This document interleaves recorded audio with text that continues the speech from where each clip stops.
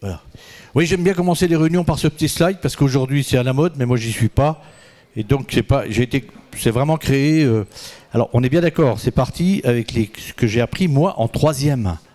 D'accord. Donc c'est en troisième on apprenait ça. Donc aujourd'hui, si je mets ça en troisième, je pense qu'on va avoir un déluge de problèmes en leur disant que le niveau est trop élevé. Ok. Alors ça n'a rien de prétentieux, mais c'est juste une idée de ce que l'on peut faire pour argenter des circuits. Alors en fait, j'en fais pas mal de réunions. Donc c'était comment rendre une surface très conductible à l'électricité. Bon, on peut facilement argenter des circuits imprimés, des fils, des boîtiers de fréquence. Et puis on peut se faire très facilement une station soi-même pour pouvoir faire ce genre de choses. Alors les trois grands principes de recouvrement. Alors si vous avez des questions, on peut les poser en même temps ou à la fin. Vous verrez s'il y a des choses qui vous interrompent. Alors on peut le faire par frottement mécanique. J'ai simplifié. Bon, c'est des antiquaires qui utilisent très souvent ce genre de méthode. Ok, ça marche, mais ça ne sera pas développé aujourd'hui. Avec une éponge imbibée avec du produit puis un fil électrique, c'est assez classique, mais ça, c'est pas ce que j'ai choisi. J'ai choisi plutôt l'émission par bain, donc par électrolyse. Pour en arriver là, il est excessivement important de comprendre les 4 applications industrielles. Donc, les dépôts électrolytiques, on est d'accord, c'est vraiment le dépôt chimique sur une partie métallique. La galvanoplastie, qui dans sa fonction première, ne vous trompez pas, ça servait à reproduire quelque chose. Alors pour les moins jeunes d'ici, ou les plus jeunes, c'est comme ça qu'on faisait les disques 33 tours, 45 tours. En fait, on faisait une cire, on recouvrait la cire, en fait, on recouvrait la clôt de plombagine, et ensuite on faisait une matrice. En fait, on ne faisait que recopier. La galvanoplastie, on ne faisait que recopier un objet. La métallurgie, l'électrométallurgie qui sert à affiner un minerai, on va prendre l'aluminium, c'est très simple. Et l'électrochimie qui sert à produire des corps. Bon, de l'hydrogène, de l'oxygène. Ok. Alors, on va juste repartir un peu sur l'atome, mais rapidement. Un atome est un noyau, est formé un noyau qui comprend des neutrons, des protons. On a à peu près tous pris ça à l'école. Quoique aujourd'hui on n'apprend plus trop, c'est pas toujours aussi simple que ça. Il représente des charges négatives et positives qui sont identiques en quantité, donc il est électriquement neutre. L'atome, on est d'accord. Alors il y a différents types d'atomes, bien évidemment. L'atome de cuivre, qui a 29 électrons, dont un électron libre. Ok. L'atome de soufre, 16 électrons. L'atome d'hydrogène, celui-là, il est relativement connu, puisque c'est quand même la base d'un peu de notre... C'est un peu la base du système, un électron. Alors, on compare souvent l'atome, on comparait souvent l'atome au système solaire.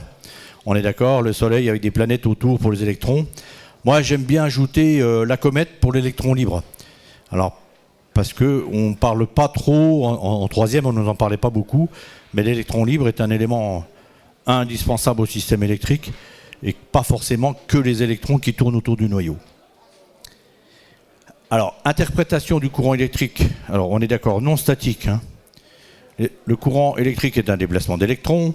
Oui, mais le soufre, lui, est composé d'électrons. D'accord ? Seulement, il est isolant. Alors, on ne comprend pas trop. Mais en fait, ce qui est important, c'est que dans une matière, il faut avoir ce qu'on appelle un électron libre. Si vous n'avez pas d'électron libre dans l'atome du métal en question, ou du matériau en question, il ne sera pas conducteur de courant électrique. Ce qui est important, c'est l'électron libre. Il faut voir ça en troisième, il faut voir ça en seconde. Aujourd'hui, je ne sais même pas s'ils apprennent encore, je ne sais pas, je ne suis pas allé voir. Je m'arrête en troisième, je sais qu'ils ne le font plus du tout en troisième. Donc le seul électron libre, c'est le seul qui puisse s'arracher du système et de pouvoir créer un courant électrique. Alors, les matières avec des électrons libres seront conductrices. Donc en fonction du nombre d'électrons libres que l'on aura dans l'atome, on aura des conducteurs, semi-conducteurs ou isolants. La grande classification est basée là-dessus. Elle est basée sur le nombre d'électrons libres d'un atome. Ça va ? Parce qu'on avait bien rigolé avec ça, mais c'est vrai. Certains étaient un peu... On avait quelques jeunes qui étaient un peu perdus, qui ne connaissaient pas vraiment cette vision des choses.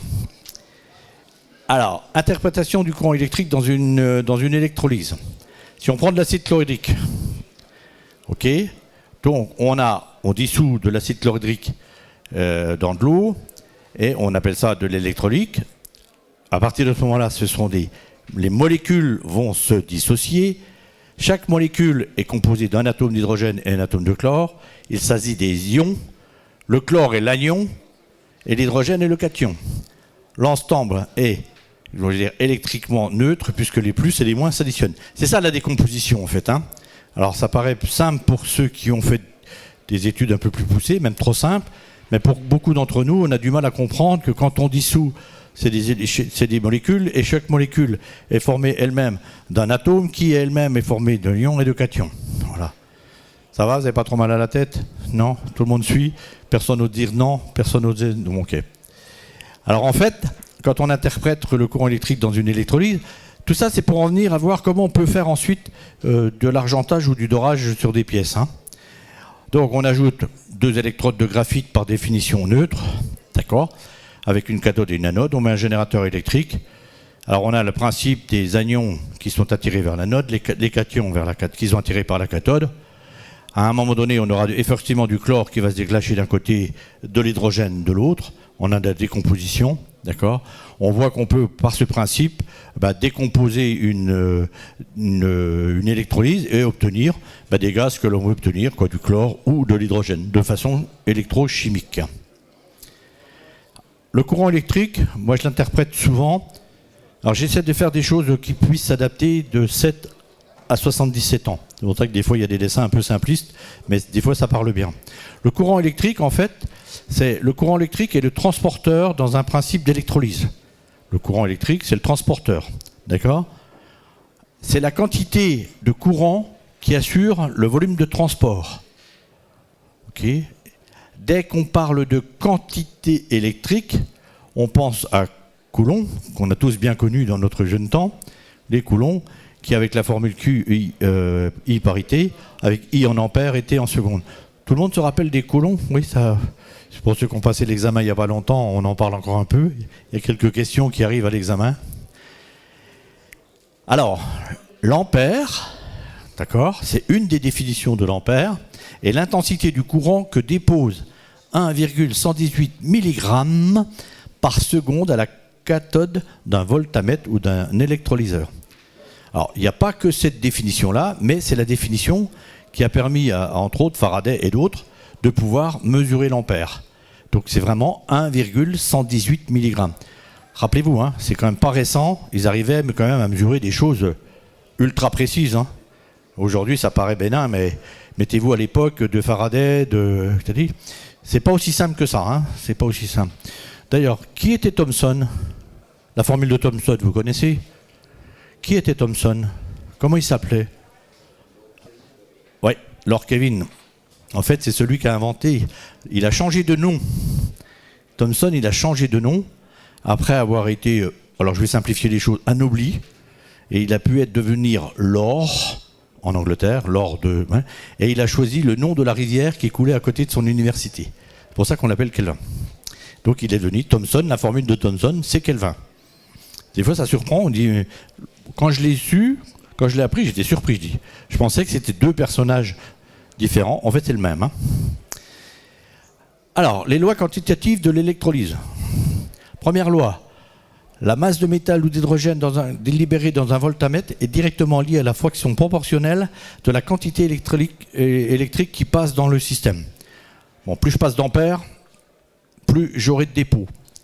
La deuxième loi, lorsque la même quantité d'électricité passe différentes électriques, les masses de métal ou de métaux qui seront libérées seront proportionnelles aux grammes valence. Il y en a qui parlent. Alors aujourd'hui, on parle de millimoles, mais les grammes valence, c'était à l'époque. Les grammes valence pour libérer liés à sa masse atomique. Et il faut 96 500 coulombs pour libérer 1 gramme valence de métal quelconque ou d'hydrogène. Ok, il y en a qui restent. Oui, ça vous va? Il n'y a pas d'interrogation à la fin, je vous rassure, c'est juste pour le plaisir. Alors, excusez-moi, je ne suis pas dans le bon sens. Voilà, ok. Alors, repose ou pas de repos, on continue? D'accord, ok. Alors, la masse atomique d'un métal, c'est la dernière réunion à laquelle ils assistent. Hein. Après, je pense qu'ils ne viendront pas cet après-midi. Alors, définition, la masse atomique correspond à la masse d'un atome. Cette masse peut se mesurer en grammes ou en unités en masse atomique, hein, U. La masse atomique représente la masse de tous les neutrons et protons qui constituent son noyau. Nous prendrons par exemple pour le calcul et l'expérience, la masse du cuivre, c'est 64 et la masse de l'argent, c'est 108. Alors, c'est pas tout à fait vrai, hein, c'est 109, c'est 107, et des pouillèmes, mais nous, là, on va rester à 64 et 108. Hein. C'était quand même vachement fort à l'époque. Vous imaginez ça, il y a plus d'un siècle, on savait déjà ça. Hein. Alors, comme on prend la valence d'une molécule, on prend comme base l'hydrogène. L'hydrogène étant la base, c'est comme le mètre, c'est l'étalon quelque part. Hein. C'est notre référence, parce que lui, on va prendre 3 exemples. Le chlore, c'est la combinaison de 2 atomes de chlore et d'un atome d'hydrogène. On va dire qu'il est monovalent, puisqu'il n'a qu'un élément d'hydrogène, qu'un atome d'hydrogène. Il est monovalent. Après, si on prend H2O, donc on connaît tous, il y a 2 atomes d'hydrogène, donc il n'est pas bivalent, mais il est divalent. On ne dit pas bi, on dit divalent, d'accord? Et ensuite, on a les trivalents. Par exemple, si on prend l'azote, lui, il a 3 atomes d'hydrogène, donc il est trivalent. Pour les métaux, on prend la réaction de substitution qui donne, parce que les métaux, c'est difficile. Comment on va pouvoir faire? En fait, on les transforme et on va mesurer par rapport à l'hydrogène la quantité d'hydrogène qui va en sortir. Donc l'argent, lui, est monovalent, qui, après électrolyse, prendra le nom de nitrate d'argent. Nitrate d'argent, il y en a qui ont utilisé ça quand on faisait de la photo en noir et blanc. Oui, il y en a que ça parle. Nitrate d'argent, ok. Et puis, le divalent, c'est le cuivre. Bon, et le cuivre, quand on l'aura électrolysé, ça deviendra du sulfate de cuivre. Alors, dès qu'on tombe dans le nitrate et dans le sulfate, on tombe sur des produits toxiques. Il faut faire très attention. On peut même tomber dans le cyanure. Donc, on verra tout à l'heure.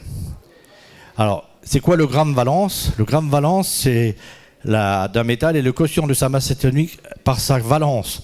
Le cuivre, donc, on a dit tout à l'heure qu'il faisait 64. On a vu qu'il était divalent. Donc, en fait, sa masse atomique en gramme valence est de 32. Et la masse atomique donc, de l'argent, c'est 108. Comme il est monovalent, l'argent, 108 divisé par 1 égale 108. Important parce que ça va nous permettre de calculer combien on va déposer de kilos d'argent ou d'or sur un système. Ah, bon, pour calculer la quantité de métal déposé, ça va, c'est pas trop fatigant, c'est bon, ça suit, ça vaut. Ok. Alors voilà, c'est la formule. L'ancienne formule, il y en a des nouvelles, il y en a des plus compliquées, mais celle-ci est très simple à mettre en application. Donc là, on a forcément le 1 sur 95 600 qui est les colons, avec des A, c'est les grammes valence par N. Donc si on avait le cuivre, ça faisait 64 sur 2, par exemple. I en ampères, si on a 1 ampère, pendant 1 seconde, on fait le calcul, et on saurait calculer le poids de métal qui serait déposé par électrolyse. Ça marche. Je n'ai pas essayé, je ne suis pas allé mesurer les milligrammes, non. Mais ça marche, c'est mathématique, ça se calcule. Mais c'est une formule très simple en fait. Hein. Mais par contre, si on veut s'amuser à argenter quelque chose, pour savoir s'il y a 35 microns déposés d'argent sur une plaque cuivre, ben en fait on peut le calculer. Il suffit de se dire, je calcule ça, j'ai passé tant d'ampères, tant de temps, ok, j'ai 1 kilo, sur une surface de temps, ben j'en ai tant de... Voilà, on peut le calculer. D'ailleurs, c'est comme ça qu'ils font quand ils font les circuits imprimés. Hein. Ils ne s'amusent pas à le percer, le circuit imprimé. Nous, on a argenté, ils ne le pèsent pas et ça se mesure avec simplement la quantité d'ampères qu'on a passé dans le système. Non, toujours bon, je poursuis. Alors, on va prendre un exemple. Un exemple de problème très simple. Un courant de 1 ampère 5 dans un voltamètre. Il n'y a pas d'erreur, hein, ça s'appelle un voltamètre, on est d'accord, qui est sulfate de cuivre pendant 5 minutes. Quelle est la masse de cuivre déposée sur la cathode? Donc on convertit bien évidemment les minutes en secondes, 5 par 60, 300.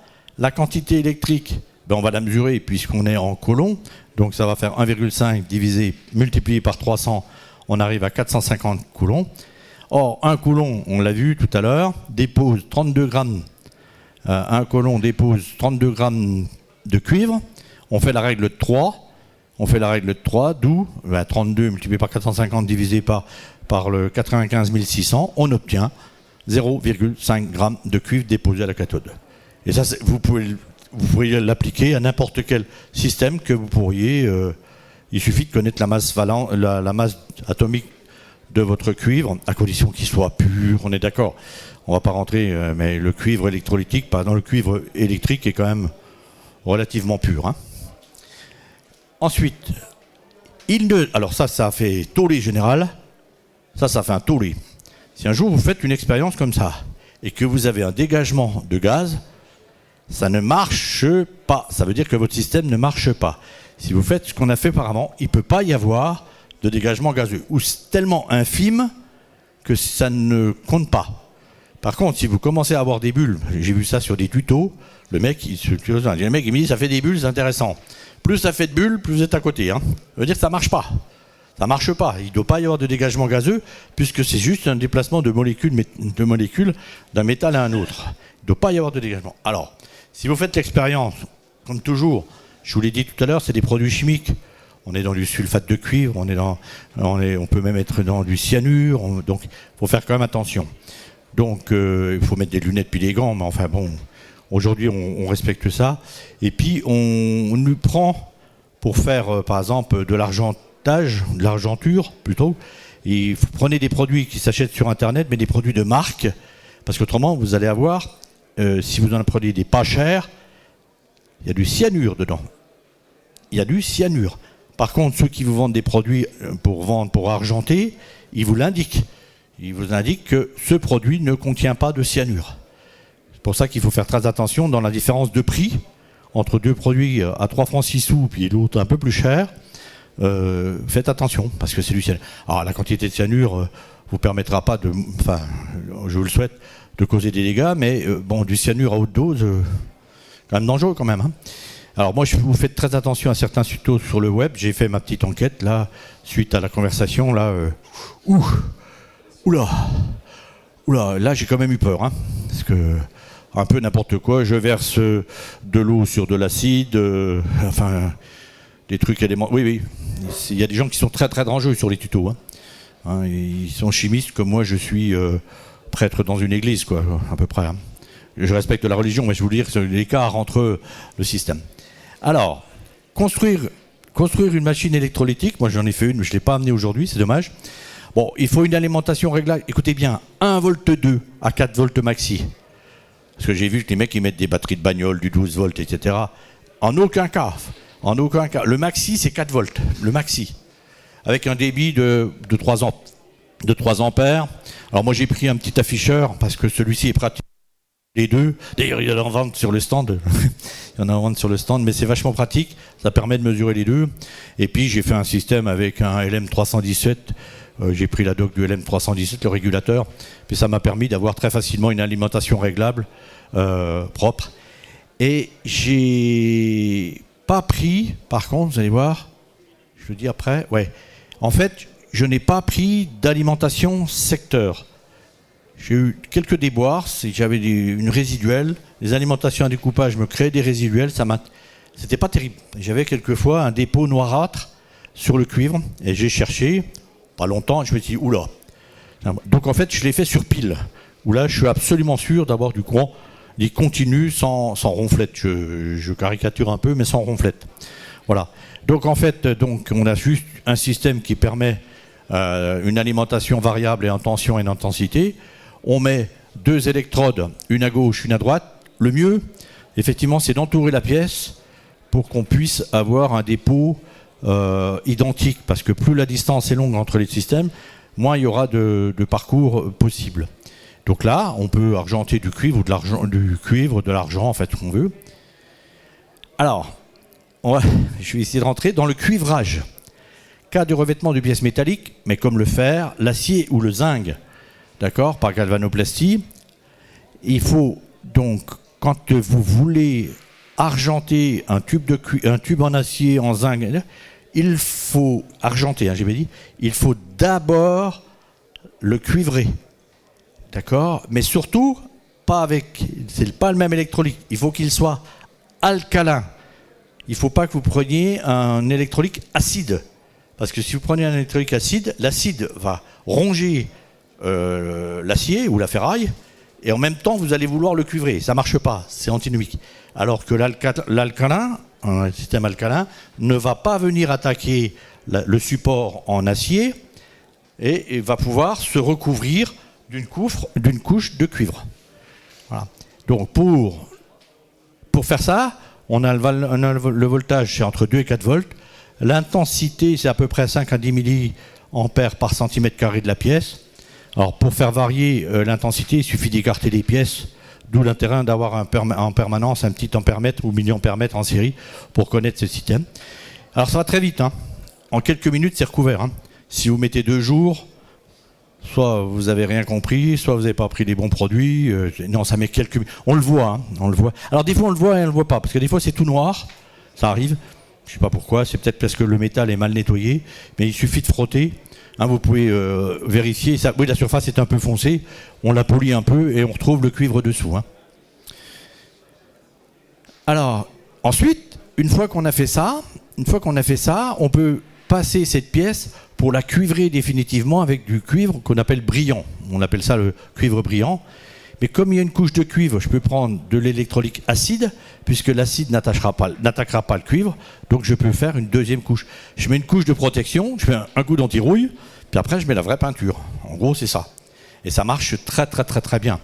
Alors par contre, attention, tous les métaux ne sont pas compatibles. L'étain, le chrome, l'aluminium, le titane, ça ne marchera jamais. C'est chimique, ça marche pas, il n'y a pas les atomes qui vont, ça va pas. Par contre, le zinc, l'acier, donc on peut le faire, mais on pourra le cuivrer à condition, bien évidemment, de faire un cuivre alcalin avant. L'argentage, donc on fait ça avec du nitrate d'argent. C'est un poison, hein, le nitrate d'argent. Hein, faites quand même attention. Hein, c'est pas le sulfate de cuivre aussi. Hein. Alors c'est pareil.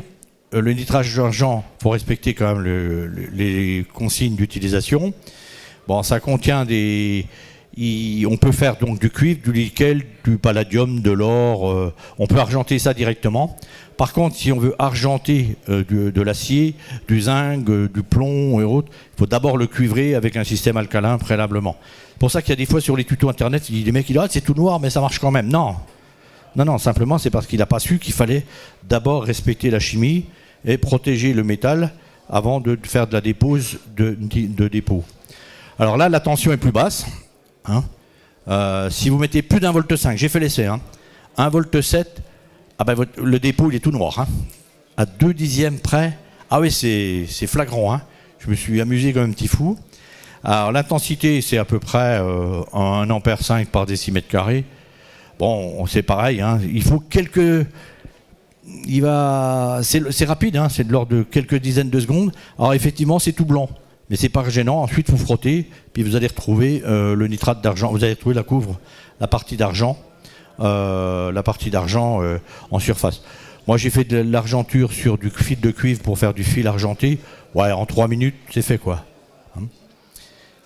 Voilà les résultats, donc là ça se voit peut-être pas trop, là c'est du cuivre, au départ ça c'est du cuivre, hein.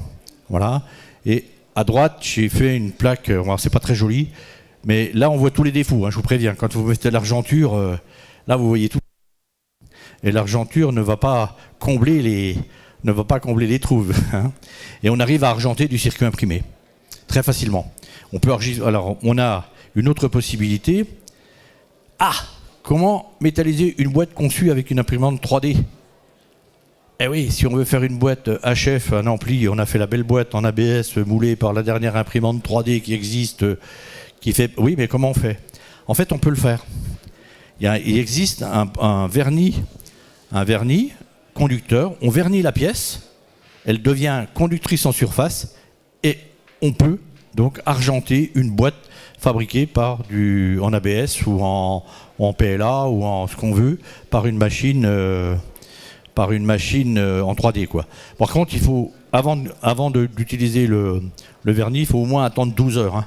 Il faut que le vernis soit vraiment très sec pour le faire. Mais c'est des résultats. Alors c'est dommage, je ne l'ai plus. J'avais fait ça pour les gars du Haut-Doubs, là, sur un LoRa. Ils avaient fait des beaux boîtiers, mais ils n'étaient pas blindés. Et je leur en aurais fait une. C'est pas mal, quoi. Voilà. Alors la durabilité, je pense que si on met ça en plein soleil, peut-être pas, mais comme les boîtes, elles sont fermées, je pense que ça tient, quoi. Voilà. Je n'ai pas voulu être plus long. J'espère que ça vous a plu. Vous avez le droit de poser des questions. Allez-y, pardon. Ouais, allez-y. Pour étamer. Ah non, l'étamage, on peut pas. L'étamage, on ne peut le faire qu'à chaud ou par dépôt, par bombe. Ouais, on peut pas étamer. Non, on peut pas étamer. On peut. Alors, argenté, c'est pas cher, hein. Alors, je vous ai pas dit, mais les produits, on les trouve très facilement sur Internet. Si vous achetez des produits très facilement, vous achetez des produits que les bijoutiers qui font des petits bijoux là, les petits bijoux pas chers, etc. Ils utilisent ces produits. J'ai plus la marque en tête. C'est en Allemagne, mais il y en a en France aussi. C'est des produits de qualité et qui respectent, je dirais, les normes de sécurité. Parce que pour argenter, par exemple. Vous pourriez très bien faire de l'argenture sans utiliser d'électrolyte avec du nitrate. Simplement, vous allez user très rapidement le système. Le fait de mettre une électrode en argent, par exemple, si vous mettez une électrode en argent, votre produit est inusable.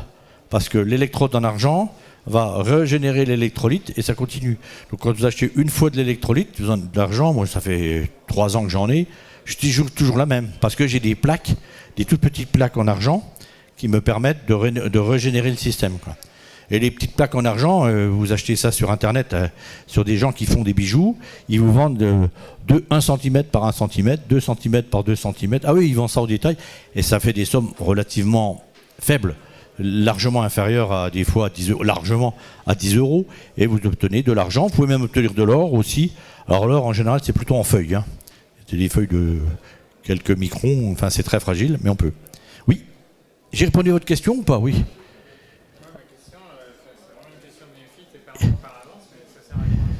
Ça sert à quoi pour nous?